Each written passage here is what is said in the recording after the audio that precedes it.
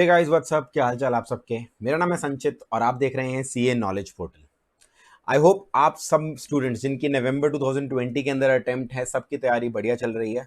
और वो सारे स्टूडेंट्स जो मई 2021 प्लान कर रहे हैं, आई थिंक एटलीस्ट आप सबने अपनी तैयारी तो जरूर स्टार्ट कर दी होगी। बेशक आपके एग्जाम बहुत दूर है, मगर तैयारी आपको स्टार्ट करते रहनी चाहिए। इस वीडियो के अंदर मैंने डिस्कस करनी है आपके साथ दो आईसीआई की अनाउंसमेंट्स जो अलग अलग टॉपिक पे आई हैं। एक अनाउंसमेंट 23 सितंबर यानी 3-4 दिन पुरानी है, और एक अनाउंसमेंट आज यानी कि 27 सितंबर को आई है। जो पहली अनाउंसमेंट है वो है with regard to the validity period of ICI registration. चाहे आपकी फाउंडेशन की रजिस्ट्रेशन हो, इंटर की हो या फाइनल हो, उसके वैलिडिटी पीरियड में कुछ एक्सटेंशन आई है, वो पहली अनाउंसमेंट है। Second announcement is with regard to November 2020 exams, उनके पोस्टपोनमेंट के ऊपर in view of Bihar elections. Bihar elections की डेट अनाउंस हुई है और उसकी वजह से हमारे सीए एग्जाम्स पे क्या इंपैक्ट आएगा उसके ऊपर आईसीआई ने क्लैरिफिकेशन दी है। That is announcement number 2। तो दोनों अनाउंसमेंट ढंग से समझना। आप कोई भी आपके मन में डाउट नहीं होना चाहिए। आपको ये समझने के बाद अगर फिर भी कोई डाउट हो, आप कमेंट सेक्शन में मुझसे पूछ सकते हो या मुझसे इंस्टाग्राम पे पूछ सकते हो। Let's start with first announcement. पहली अनाउंसमेंट जो है उसकी आपको मैं थोड़ी सी बैकग्राउंड नॉलेज दे दूं। आप जो आईसीआई के साथ रजिस्ट्रेशन कराते हो, चाहे फाउंडेशन की हो, इंटर की हो या फाइनल की हो, उसका एक वैलिडिटी पीरियड होता है बाकायदा। और ये वैलिडिटी पीरियड कितना होता है पहले आपको मैं बता दूं। फाउंडेशन के अंदर ये वैलिडिटी पीरियड होता है 3 इयर्स, जब से आपकी रजिस्ट्रेशन इफेक्टिव हुई है। इंटर के अंदर ये वैलिडिटी पीरियड होती है हमारी 4 साल। और अगर मैं बात करूं फाइनल की, तो फाइनल के अंदर ये वैलिडिटी होती है 5 साल। This is the validity period for ICI की रजिस्ट्रेशन। अब कोविड 19 की वजह से आप सबको पता है मई 2020 अटेम्प्ट कैंसिल हो गया था, जिस वजह से क्या आईसीआई ने डिसाइड किया, थोड़े दिन पहले जो एफएक्यू निकाले थे, 1 महीने पहले एफएक्यूज आए थे, उसके अंदर आईसीआई ने बोला था कि हम अपना वैलिडिटी पीरियड 1 साल से एक्सटेंड कर देंगे। अब वो एफएक्यू सिर्फ वन लाइनर था। उस एफएक्यू को पढ़ के ऐसा लगा था कि ये 1 ईयर की एक्सटेंशन ब्लैंकेट होएगी, हर किसी के लिए होएगी। यानी कि मैंने सोचा था जो जिनकी 3 साल है फाउंडेशन वालों की, उनकी 4 साल कर दी जाएगी, जिनकी 4 साल है उनकी 5 कर दी जाएगी, जिनकी 5 है उनकी 6 कर दी जाएगी। वो एक लाइन एफएक्यू की पढ़ के ऐसा लग रहा था। बट अब इसके लिए जो डिटेल अनाउंसमेंट आई है वहां पर ऐसी इंटरप्रिटेशन नहीं आ रही है। यहां तो ये निकल के आ रहा है कि आईसीआई जो एक्सटेंशन दे रहा है वैलिडिटी पीरियड की, वो बहुत लिमिटेड सेट ऑफ स्टूडेंट्स के लिए दे रहा है। कौन है ये स्टूडेंट्स? अगर आपकी वैलिडिटी ऑलरेडी 30 अप्रैल 2020 यानी कि कोविड सिचुएशन से पहले ही एक्सपायर हो चुकी थी, 30 अप्रैल से पहले पहले ही एक्सपायर हो चुकी थी, तो आपको अपनी वैलिडेशन को, रजिस्ट्रेशन को रीवैलिडेट कराना पड़ेगा। इसे बोलते हैं डी नोवो कराना। इसके लिए फाउंडेशन में 300 की फीस होती है, इंटर में 400 की, फाइनल में 500 की फीस होती है।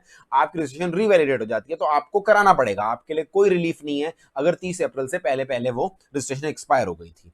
अगर एक्सपायरी हुई है 1 मई 2020 के बाद और 30 अप्रैल 2021 से पहले, इस 1 साल के दौरान, तब आपको रिलीफ मिला है। वहां पर आपको अपनी रजिस्ट्रेशन रीवैलिडेट कराने की जरूरत नहीं, और बिना रीवैलिडेशन के आप नवंबर 20 या मई 21 किसी भी अटेम्प्ट में बैठ सकते हो। वहां पर आपको रीवैलिडेशन की जरूरत नहीं है। और वहां भी ध्यान देना, सिर्फ 2 अटेम्प्ट के लिए आपको अलाउड है। नवंबर 21 में बैठना होगा तो आपको रजिस्ट्रेशन फिर से रीवैलिडेट करानी पड़ेगी।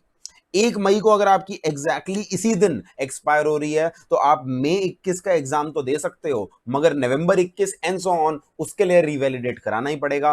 और 2 मई के बाद अगर आपकी एक्सपायरी हो रही है, तो एज यूजुअल जैसे ही आपका पीरियड एक्सपायर होगा, 3 साल, 4 साल या 5 साल का, आपको रजिस्ट्रेशन रीवैलिडेट करानी पड़ेगी। तो मेरा कहने का मतलब ये है, जो पहले हमें वन लाइन एफएक्यू में लग रहा था, वैसी इंटरप्रिटेशन बिल्कुल निकल के नहीं आई। आईसीआई ने जो 1 ईयर की एक्सटेंशन दी है वैलिडिटी पीरियड की, ये बहुत ही लिमिटेड सेट ऑफ स्टूडेंट्स के लिए है, जो कि क्लियर है पॉइंट नंबर 2 से। तो मैंने अपनी पिछली वीडियो के अंदर, उसका लिंक मैं आपको आई बटन में दे रखा है, जिसमें मैंने एफएक्यूज डिस्कस किए थे, वहां पे मैंने एक एग्जांपल दिया था। एग्जांपल मैंने ये लिया था कि लेट से 1 अगस्त 2020 को आपने रजिस्ट्रेशन कराई, फाउंडेशन में कराई, तो आपकी 31 जुलाई 2023 तक की वो रजिस्ट्रेशन थी फाउंडेशन की। तो मैंने सोचा था, जो उस समय समझ में आ रहा था वो लाइन पढ़ के, कि अब वो 31 जुलाई 2023 की जगह 31 जुलाई 2024 हो जाएगी। वैसी इंटरप्रिटेशन गलत है। आईसीआई ने जो करंट अनाउंसमेंट निकाली है, आप पे कोई इंपैक्ट नहीं आएगा, क्योंकि आप 1 मई 2021 के बाद आपकी रजिस्ट्रेशन एक्सपायर हो रही है। तो वो जो 1 ईयर की एक्सटेंशन की बात की गई थी एफएक्यू में, वो सबके लिए नहीं है, वो उन्हीं बच्चों के लिए है जिनकी रजिस्ट्रेशन 1 मई के बाद और 30 अप्रैल से पहले एक्सपायर हो रही है। और ये तीनों लेवल के लिए, फाउंडेशन, इंटर और फाइनल, तीनों लेवल के लिए, राइट। आई होप आपको ये अनाउंसमेंट समझ में आ गई होगी। नेक्स्ट अनाउंसमेंट जो आज आई है वो आई है उसका भी बैकग्राउंड दे दूं। आप सबको पता है 2-3 दिन पहले चीफ इलेक्शन कमिश्नर ने, इलेक्शन कमीशन ऑफ इंडिया ने बिहार इलेक्शंस की डेट्स अनाउंस करी, जो प्राइमरली 3 हिस्सों में होंगी। 28 अक्टूबर को इलेक्शन है, 3 नवंबर को और 7 नवंबर को इलेक्शन है। और आपको पता है हमारे आईसीआई के एग्जाम्स भी 1 से 18 नवंबर के बीच में होते हैं। किसी दिन फाउंडेशन और फाइनल के एग्जाम है और अगले ऑल्टरनेट डे पे आपको मिलेगा कि इंटर के एग्जाम है। तो ऑब्वियस सी बात है 3 और 7 नवंबर को कोई ना कोई एग्जाम तो क्लैश कर ही रहा होगा डेट शीट को, अगर आप नोट करोगे। इससे बच्चे ये पूछ रहे थे कि क्या हमारे एग्जाम पोस्टपोन हो जाएंगे। देखिए, आईसीआई हर साल इलेक्शन के चक्कर में तभी एग्जाम पोस्टपोन करता है अगर वो जनरल इलेक्शन हो, पूरे देश के इलेक्शन हो। कभी भी स्टेट इलेक्शंस के चक्कर में पूरे देश के अंदर इंपैक्ट नहीं आता। अगर आएगा तो हर साल कहीं ना कहीं इलेक्शन हो रहे होंगे। अगर किसी पार्ट ऑफ इंडिया के अंदर एग्जाम नहीं हो पा रहा तो सिर्फ उसी पार्ट के लिए आईसीआई पोस्टपोनमेंट करता है। तो ये चीज तो बिल्कुल दिमाग से निकाल दो कि पूरे देश के अंदर एग्जाम्स के ऊपर कोई इंपैक्ट आएगा। अब बात करते हैं बिहार के स्टूडेंट्स के ऊपर। बिहार स्टूडेंट्स मतलब जिनका एग्जामिनेशन सेंटर बिहार में है, उन स्टूडेंट्स के लिए यस, आईसीआई ने बोला है कि देयर इज अ पॉसिबिलिटी हम पोस्टपोनमेंट कर सकते हैं, हम सिचुएशन को एनालाइज कर रहे हैं। आप जरा अगर इस नोटिफिकेशन की लैंग्वेज ध्यान से देखोगे ना, अभी उन्होंने पोस्टपोनमेंट की कोई गारंटी नहीं करी। उन्होंने तो इतना बोला है, students who have opted for examination center in the state of Bihar and other stakeholders may note that institute has taken note of the schedule of the election and they shall take needful appropriate steps to ensure the interest of the students appearing for our examination center in the state of Bihar.